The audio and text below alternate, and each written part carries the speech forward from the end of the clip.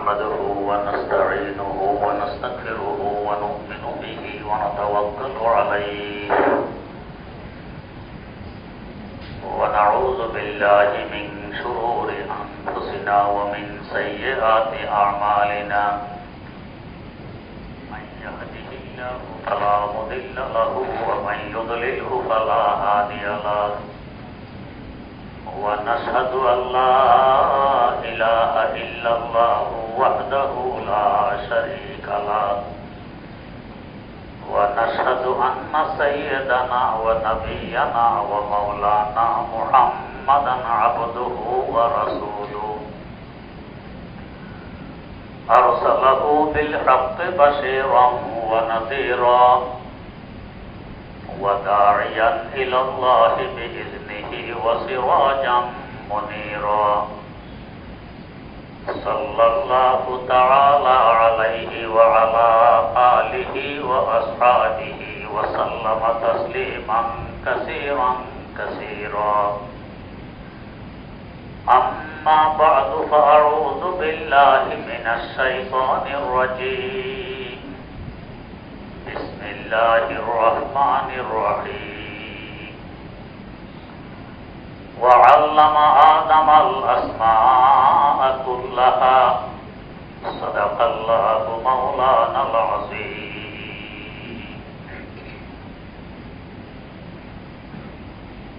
আমরা সকলে চাই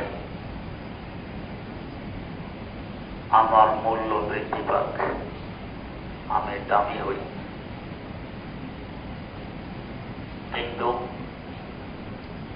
কি কাজ করলে, কোন পথে চললে দামি হওয়া যায়, আমরা অনেকে বুঝতে ভুল করে বসি। বেদামিকে দামি মনে করি, দামিকে বেদামি মনে করি। ছোট বাচ্চা আপনার এক হাতে 1000 টাকার নোট আর এক হাতে 2 টাকা মূল্যের একটি চকলেট,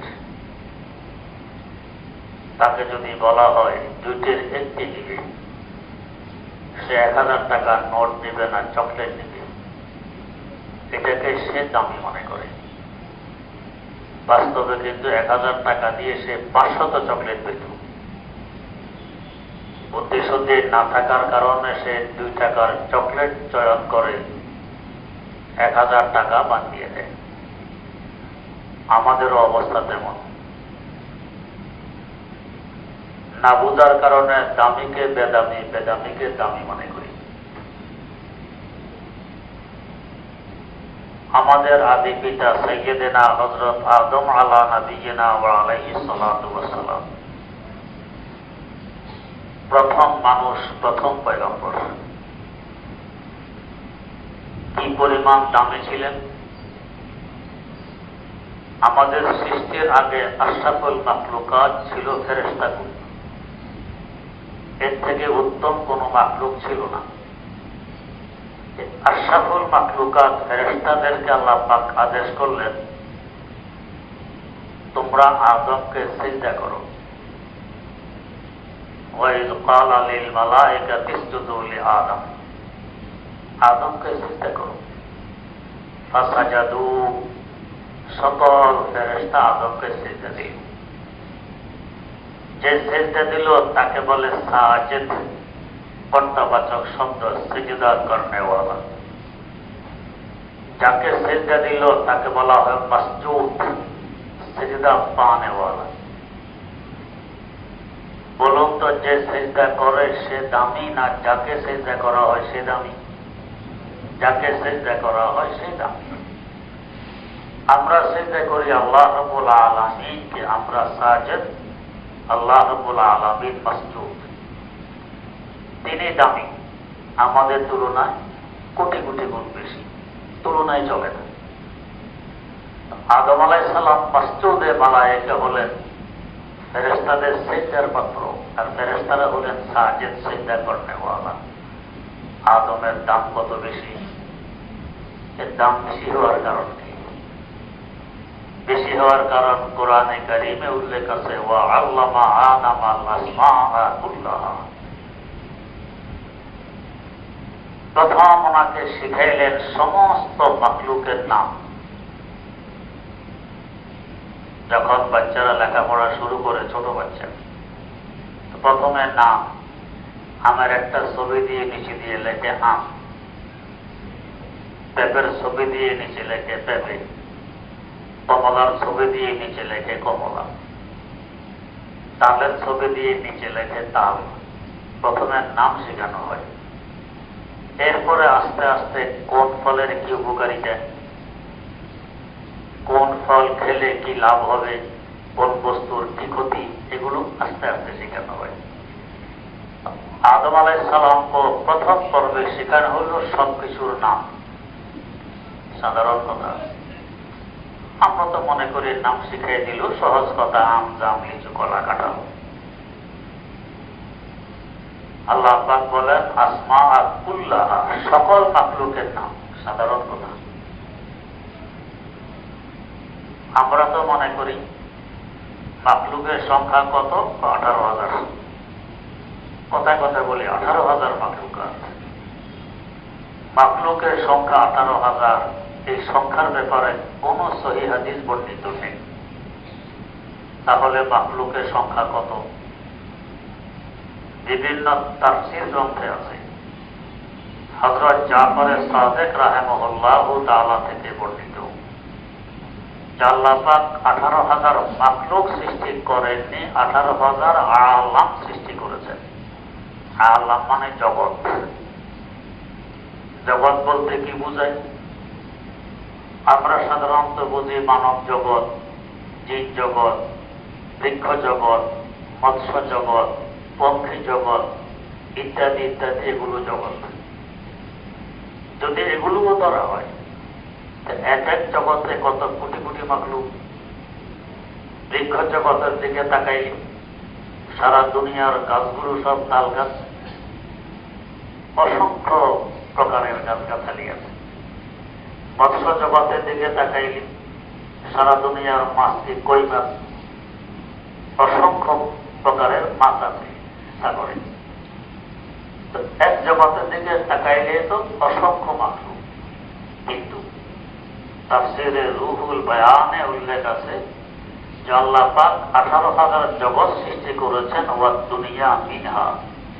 এই 18,000 জগতের মধ্য থেকে গোটা দুনিয়া হলো একটি জগৎ। এই দুনিয়ার ন্যায় 18,000 জগৎ সৃষ্টি করেছেন। এবার চিন্তা করুন, এক দুনিয়াতে কত মাখলুক। যারা শুধু জীব নিয়ে গবেষণা করেন, তাদের গবেষণায় আজ পর্যন্ত 15,000 কোটিরও অধিক জীব ধরা পড়েছে। যত দিন যায় সংখ্যার সাথে আরো সংখ্যার যোগ হয়। তাদের দৃষ্টিতে জীব বলতে কি বোঝায়? তারা জীবের সংখ্যা দেন, জীব বলা হয় ওই সমস্ত প্রাণীকে যার প্রাণ আছে, সে তো প্রাণী। এর পাশাপাশি নিজ ইচ্ছায় এক জায়গা থেকে আরেক জায়গায় যেতে পারে, তাকে বলে জীব। তাদের এই সংখ্যা অনুপাতে গাছগাছালি জীবের আওতায় পড়ে না। প্রাণ আছে, জীবন আছে, কিন্তু স্ব ইচ্ছায় এক জায়গা থেকে আরেক জায়গায় যেতে পারে না।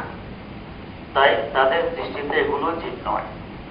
তো যেগুলো জীব, এদের সংখ্যায় আজ পর্যন্ত ধরা পড়েছে 15,000 কোটিরও অধিক, শুধু জীবের সংখ্যা। আর সকল মাখলুকের সংখ্যা কত হবে চিন্তা করুন। আমাদেরকে যদি বলা হয় যে কিছু গাছগাছালির নাম বলুন তো, কয়টা পারবো? আম গাছ, জাম গাছ, তাল গাছ, বেল গাছ, সুপারি গাছ, নারকেল গাছ, খেজুর গাছ, কলা গাছ। এরপরে খোঁজাখুঁজি শুরু হবে, গাছের নাম মনে আসে না। অত ঘরের পাশে আরো কত প্রকারের গাছ আছে, তারপরও নাম মনে আসে না। আর আদম আলাইহিস সালাম শুধু গাছগাছালি নয়, সকল মাখলুকের নাম মুখস্থ করেছেন, মুখস্থ রেখেছেন। পরীক্ষার হলে ফেরেশতাকুলের সামনে আল্লাহ পাকের দরবারে শুনাইও দিয়েছেন। তো প্রাথমিক পর্যায়ে শুধু নাম, এরপরে বিভিন্ন তাফসীর গ্রন্থে আছে কোন মাখলুকের কি দোষ, কোন মাখলুকের কি গুণ, কোন মাখলুকের কি বৈশিষ্ট্য, এগুলো তাকে শেখানো হয়েছে। এর পাশাপাশি শেখানো হয়েছে 7 লক্ষ ভাষা। তাফসীরের কিতাবে আছে কিয়ামত পর্যন্ত তার সন্তান সন্ততিরা সে বাপের শিকার 7 লক্ষ ভাষা ব্যবহার করবে এই জগতে। বর্তমান বিশ্বে প্রায় 13,500 ভাষা চলছে। পুরাতন কোন ভাষার বিদায় ঘটে তো নতুন কোন ভাষার আগমন ঘটে। এইভাবে 7 লক্ষ ভাষা ব্যবহার হবে জগতে। এগুলো সব আমাদের আব্বার আনিত ভাষা। তো 7 লক্ষ ভাষার মহাপণ্ডিত কত বড় শিক্ষিত।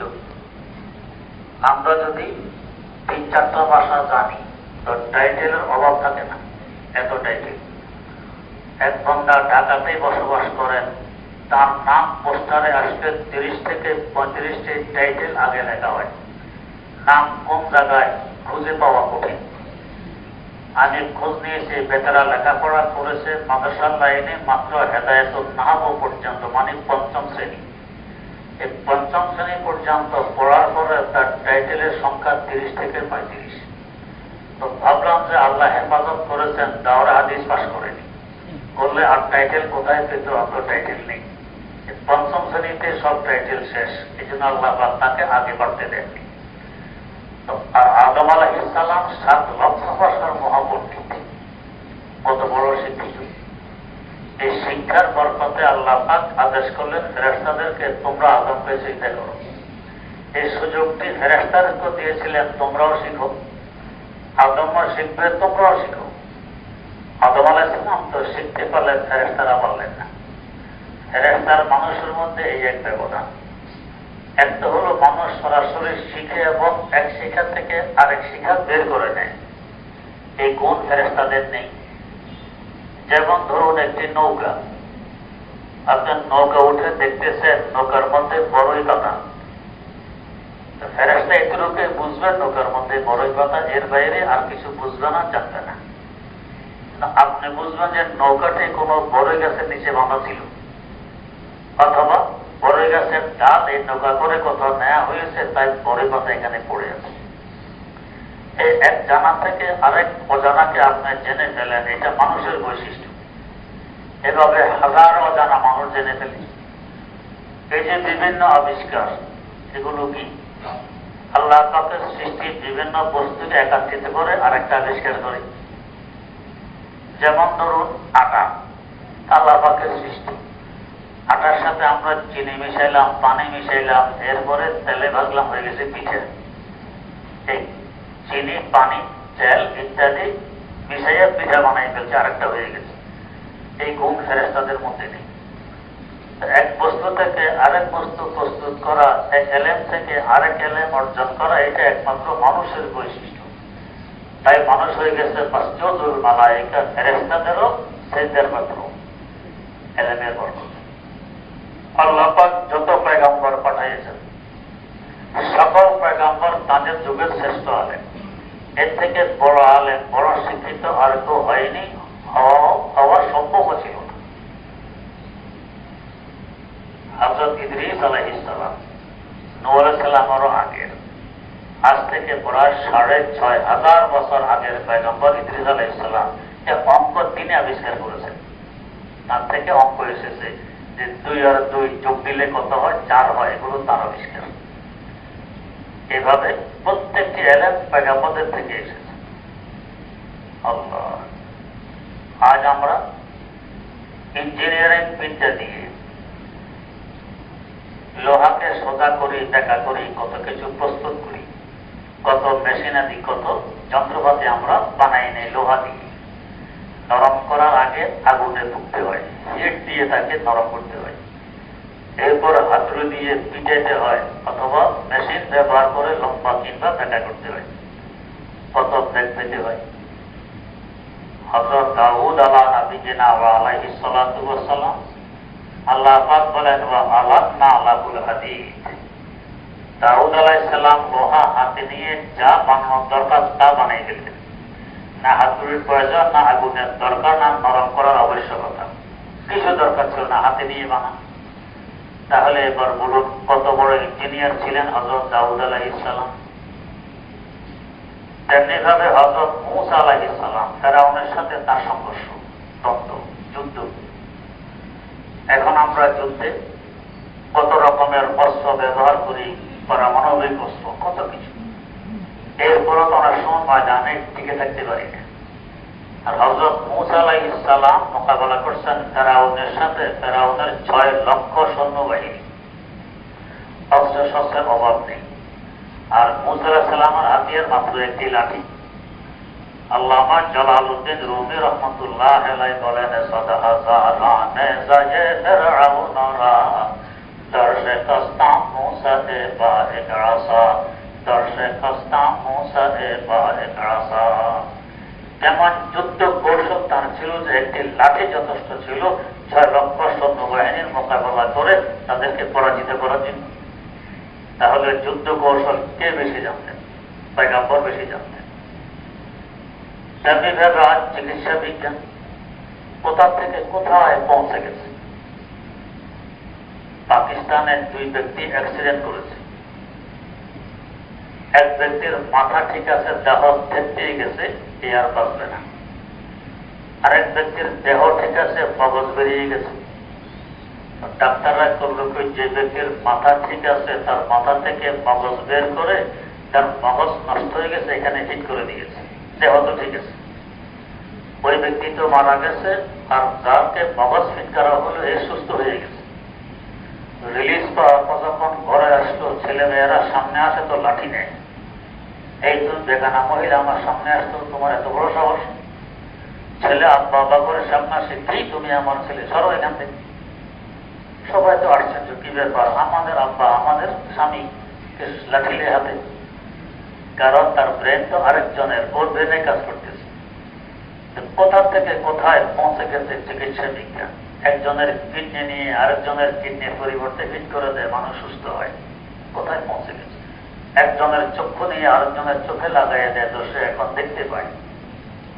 যত কিছুই আবিষ্কার করুক চিকিৎসা বিজ্ঞান, যতই উন্নতি লাভ করুক, এখনো কি এমন ওষুধ আবিষ্কার হয়েছে যে ওষুধ সেবন করাইলে বুদ্ধা দিতে হয়? এমন ডাক্তার কি এখনো দুনিয়াতে পাওয়া যাবে যে ডাক্তার ফুঁক দিলে রোগ সুস্থ হয়, রোগী সুস্থ হয়? এমন ডাক্তার কি পাওয়া যাবে যে রোগীর গায়ে হাত বুলে দিলে রোগী সুস্থ হয়? পাওয়া তো যাবে না। কিন্তু সাইয়েদেনা হযরত ঈসা আলা নবিয়িনা ওয়া আলাইহিস সালাতু ওয়াস সালাম মারাত্মকতম কুষ্ঠ রোগীর গায়ে হাত বুলাই দিলে মনে হতো তার জীবনে রোগ হয়নি, এমন সুস্থ হয়ে যেত। 1000 বছর পুরানো কবরের পাশে দাঁড়িয়ে যদি বলতেন, কম বিইজনিল্লাহ, আল্লাহর হুকুমে তুমি জিন্দা হয়ে যাও, এ মুর্দা জিন্দা হয়ে কবর থেকে বেরিয়ে আসত। আল্লামা রুমের ভাষায় বলেন, সদাগারাতি বেজালে নসে বুদ, সদাগারাতি বেজালে নসে বুদ, পেশে ঈসা ও দমশ আফসোসে বুদ, পেশে ঈসা ও দমশ আফসোসে বুদ। জগতের শ্রেষ্ঠতম ডাক্তার হাকিম জালিনুস, এই জঙ্গলে হাঁটলে গাছ নাকি তার সাথে কথা বলতে আমি অমুক রোগের চিকিৎসা। অনেক কিছু আছে আমরাও জানি না, পশু পাখিরাও জানে। হাকিমুল ইসলাম আল্লামা কাজী তৈয়ব সাহেব রহমতুল্লাহ আলাইহি উল্লেখ করেছেন, ভারতের এক জায়গায় বানর উপদ্রব খুব বেশি, কিন্তু সরকারিভাবে বানর হত্যা নিষেধ, কুকুর হত্যা নিষেধ। ওদের অনুকরণে আমাদের দেশে আইন হয়েছিল কুকুর হত্যা নিষেধ। মানুষকে কামড়িয়ে মানুষ মেরে ফেলতেছে, কিছু আসে যায় না, কিন্তু কুকুর হত্যা করা যাবে না। যেমন অদ্ভুত একটা আইন। তো বানর হত্যা নিষেধ, মানুষ কষ্ট পায়। একবার লোকেরা দেখলো যে আর কত সহ্য করা যায়, আইন যা ইচ্ছা তাই হোক, বানর মেরে ফেলতে হবে। তো করছে কি, কতগুলো রুটি বিষ মেখে রুটিগুলো ঘরের ছাদে দিয়ে রাখছে। এর আগে কাপড় শুকাইতে দিলে বানর এসে কাপড় ছিঁড়ে ফিরে নষ্ট করে যেত। রুটিতে বিষ মেখে সারা ছাদে রুটি ছিটাই, দূরে থেকে দেখতেছে বানর আসবে, খাবে তো মরবে। দেখলে ঠিক ওই এক ঝাঁক বানর এসেছে, কিন্তু একটা রুটিও কেউ খেল না। কারণ এরা বুঝতেছে এত রুটি তো এভাবে ছাদে পড়ে থাকার কথা নয়, নিশ্চয় এর মধ্যে কোনো কিন্তু আছে।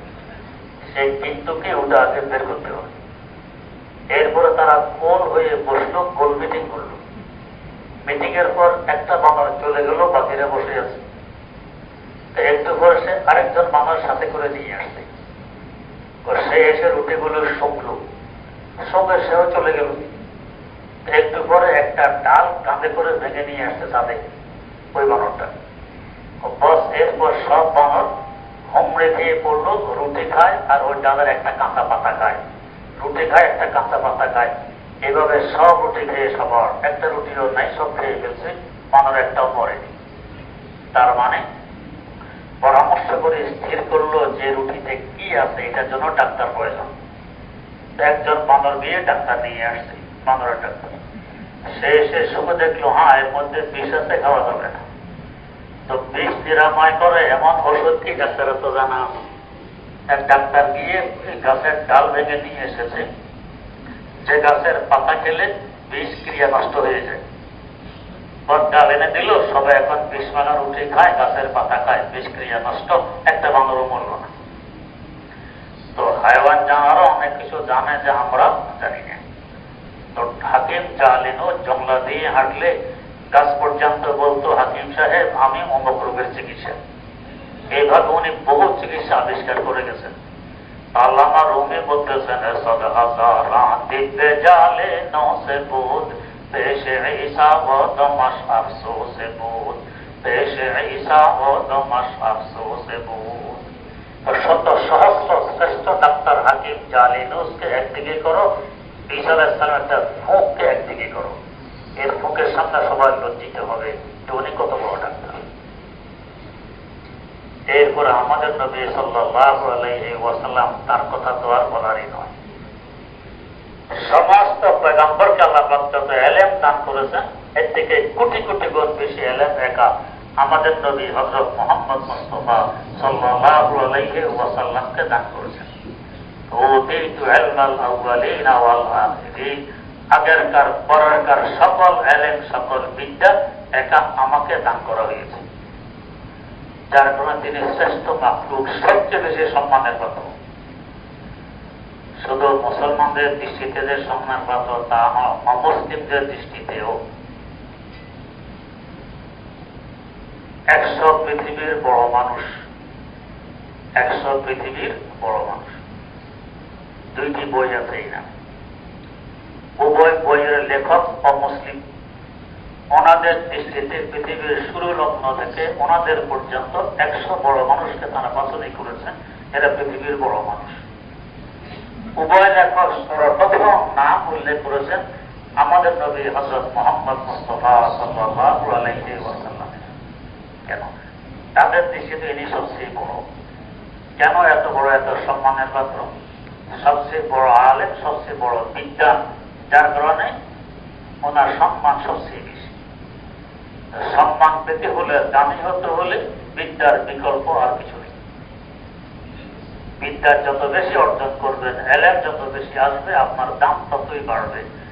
আরেকজন না বুঝলে না বুঝতে পারেন, অবুঝ শিশু সে চকলেটকে গ্রহণ করবে, 1000 টাকা গ্রহণ করবে না। এরকম বিজ্ঞানের মূল্য যে বুঝার যোগ্যতা রাখে সে বুঝবে তার মূল্য কত, যে বুঝে না সে তুচ্ছতা ছিল করবে, এতে কি আসে আছে। 1000 টাকা শিশু গ্রহণ না করলে কি টাকার মূল্য কমে গেছে? মোটো কমেনি, তার মূল্যবান 1000 এখনো আছে। তো শিক্ষিতের মূল্য যদি অশিক্ষিত না দেয়, আলেমের মূল্য যদি জাহেল না দেয়, এতে আলেমের মূল্য কমে? মোটো কমে না, আপনার জায়গায় আছে। জাহেল যে জাহেল, অবুঝ, মূর্খ, এটার প্রমাণ সামনে আসে। যদি আমরা দামি হতে চাই, শিক্ষার বিকল্প আর কিছু নেই, যত বেশি পারি শিক্ষা অর্জন করি। হ্যাঁ, এখন বুঝার বিষয়, শিক্ষা বলতে কি বোঝায়? আমরা তো মনে করি যে কোনো কিছু বুঝার নাম, যে কোনো কিছু জানার নাম শিক্ষা। আমাদের এই বুঝ সঠিক নয়। কেন সঠিক নয়? আপনারা বিভিন্ন জায়গায় পড়েছেন, বিভিন্ন জায়গায় লেখাও থাকে শিক্ষা জাতির মেরুদণ্ড। কথাটি 100% সঠিক, শিক্ষা জাতির মেরুদণ্ড। যদি যে কোনো কিছু জানার নাম শিক্ষা হয় আর শিক্ষা জাতির মেরুদণ্ড হয়, তো পকেট মারার আগে জেনে নেয় কিভাবে পকেট মারলে ধরা পড়বো না। এক ছেলে ধরা পড়েছে পকেট মারে, সে স্বীকার করেছে, তাদেরকে ট্রেনিং দেওয়া হয় কিভাবে। কদুর উপরে পাতলা কাপড় পেঁচিয়ে তার হাতে ব্লেড দিয়ে বলা হয় কাপড়টি কাটো, কদুতে দাগ লাগতে পারবে না। এমন সূক্ষ্ম একটি ট্রেনিং।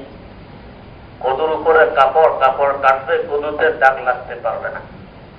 কারণ পকেট কাটতে গিয়ে যদি পকেটওয়ালার গায়ে পোঁচ লেগে যায়, ধরা পড়বে। এমন ভাবে কাটতে হবে যাতে তার গায়ে পোঁচ না লাগে, সে টের না পায়। কত সূক্ষ্ম ট্রেনিং। এই যে সে পকেট মারার আগে জেনে নেয় কিভাবে পকেট মারা লাগে, আর জানা শিক্ষা জাতির মেরুদণ্ড। তাহলে পকেট মারা, এই যে শিক্ষা করাকে জাতির মেরুদণ্ড, আসল মেরুদণ্ডকে ভেঙে দেয়। চোর চুরির আগে জেনে নেয় কিভাবে চুরি করলে আমি ধরা পড়বো না, গৃহস্থ টের পাবে না। বোমাবাজের আগে জেনে নেয় কিভাবে বোমা ফুটাইলে আমি ধরা পড়বো না, আরেকজনকে খুন করতে পারবো। শত ট্রেনিং দিয়ে নেয়। এগুলো তো জানা।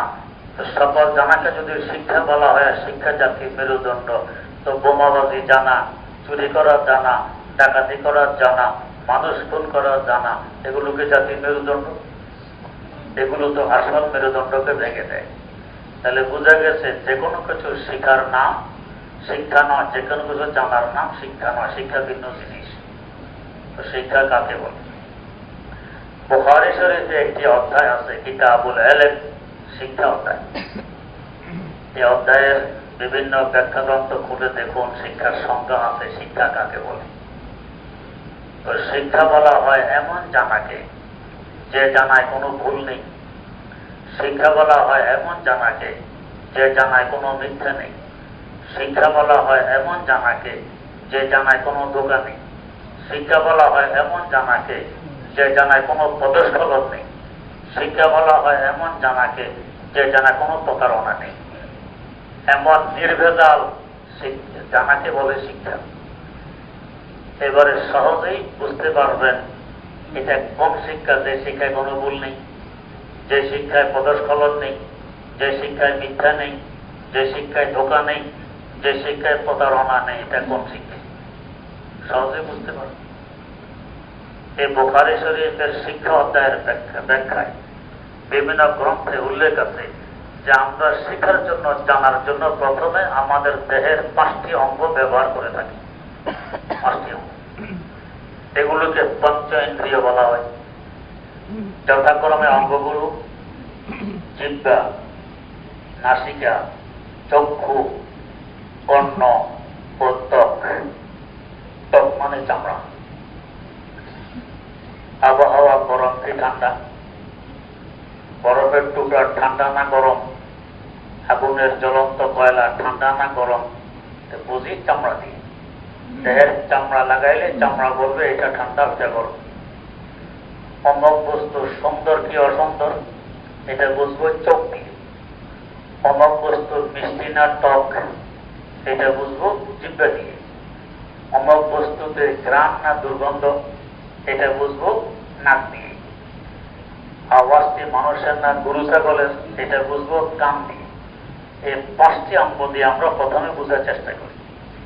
এই 5 অঙ্গের মাধ্যমে যে বুঝগুলো আমরা নিয়ে থাকি, এই বুঝগুলো সবসময় কিন্তু সঠিক হয় না। যেমন ধরুন, আমরা এখন সূর্যের দিকে তাকাইলে সূর্যকে দেখা যায় বেশি থেকে বেশি 1 ফিট দৈর্ঘ্য প্রস্থ। একটা বাতের প্লেটের ন্যায় সূর্য, এটা চোখ বলতেছে। আসলে কি সূর্য বাতের প্লেটের ন্যায় এত ছোট? বাস্তবে আমাদের 20 কোটি বর্গ মাইল আয়তনের পৃথিবী থেকে 13 লক্ষ গুণ বড় এই সূর্য। চোখ বলতেছে বাতের প্লেটের ন্যায়, চোখের বলা তো সঠিক হইল না। তেমনিভাবে এখন রোদের সময় হাইওয়েতে গিয়ে 200 গজ সামনে তাকান, মনে হবে রাস্তা দিয়ে ভিজা, পানি থই থই করতেছে। যত সামনে অগ্রসর হবেন পানি আপনার সাথে সাথে অগ্রসর হচ্ছে, যাকে বলা হয় মরীচিকা।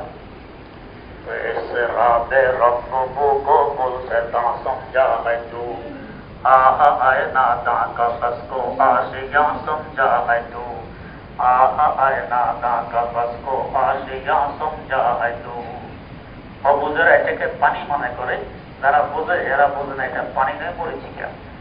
তেমনিভাবে অবুঝেরা এই অস্থায়ী দুনিয়াকে স্থায়ী বাসস্থান মনে করে। বাস্তবে এটা অস্থায়ী, কিছুদিনের জন্য আমাদের জাগির বাড়ি। এটা আমাদের আসল বাড়ি না, আসল বাড়ি সামনে।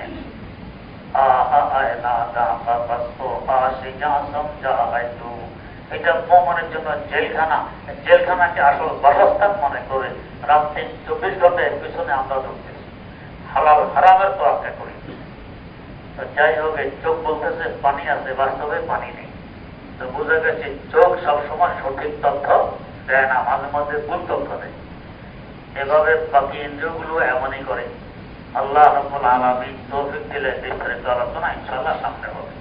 সুবহানাল্লাহি ওয়া বিহামদিহি, সুবহানাকাল্লাহুম্মা ওয়া বিহামদিক, আশহাদু আল্লা ইলাহা ইল্লা আনতা, আস্তাগফিরুকা ওয়া আতুবু